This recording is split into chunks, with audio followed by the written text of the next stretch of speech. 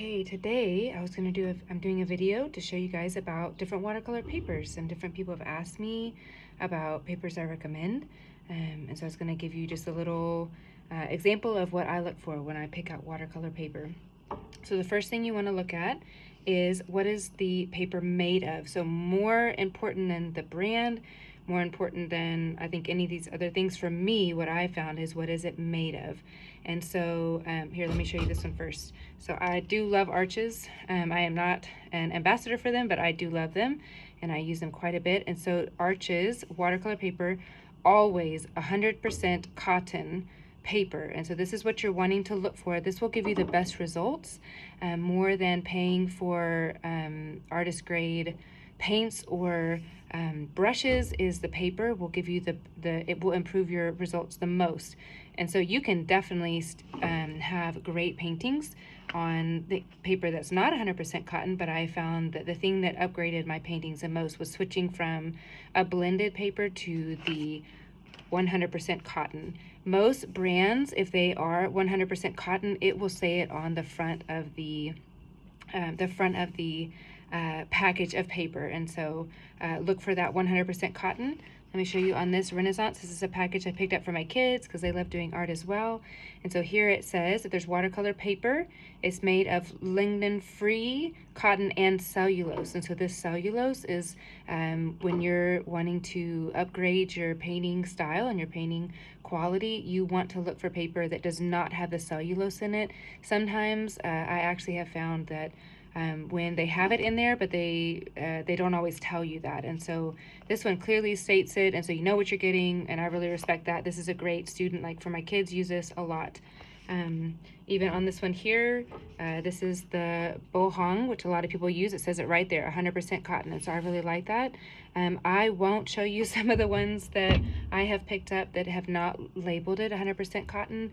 You can go find that, but if they don't say it on the front that it's 100% cotton, just my recommendation is to just beware and to assume that it's probably in there. The second thing I'm looking for when I'm picking out my watercolor paper is what is the weight of the paper. And so here on the side, so 100% cotton, this Arches paper is 140. The weight is 140. You can also see it's another way to write it is it's 300 grams. And so this is a high quality paper. This is what I use most of the time for my commissions or for my pieces to sell or to put into shows. This is a great quality paper. There are some other lower quality that would work great as well. The higher the weight, the better that you're going to be able to get. It's going to soak in those layers. It's going to really be able to work with the water. And so here's the one again, the Renaissance one that I get. It's 200 GSM here, and so you can find that on. It should be on all of the watercolor paper on the front.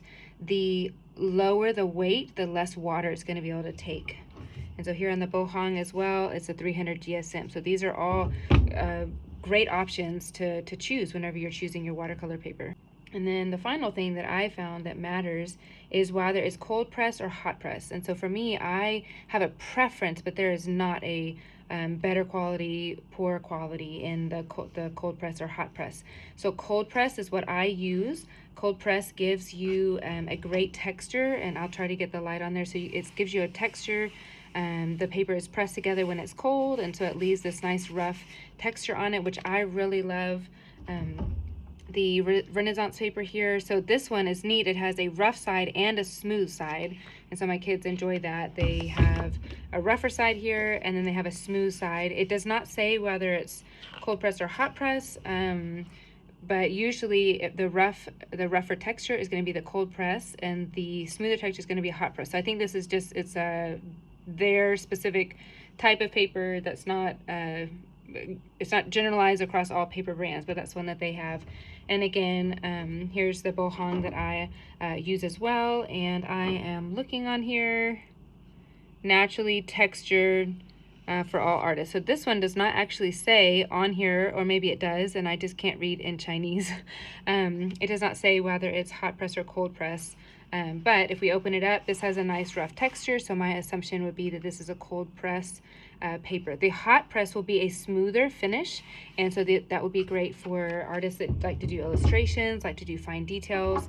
because it's going to be real smooth and not going to have the texture. But for me, when I do landscapes, I love using the cold press because that texture on the paper really helps with the texture I want to achieve in the landscapes.